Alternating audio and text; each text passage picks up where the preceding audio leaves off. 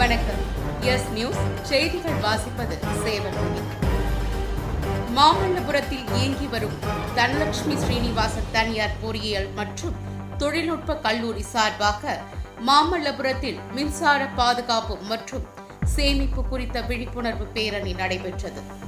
செங்கல்பட்டு மாவட்டம் மாமல்லபுரத்தில் இயங்கி வரும் தனலட்சுமி ஸ்ரீனிவாசன் பொறியியல் மற்றும் தொழில்நுட்ப கல்லூரி சார்பாக மின்சார பாதுகாப்பு மற்றும் சேமிப்பு குறித்த விழிப்புணர்வு பேரணி கல்லூரியின் டீன் மதுசூதனன் தலைமையில் நடைபெற்றது.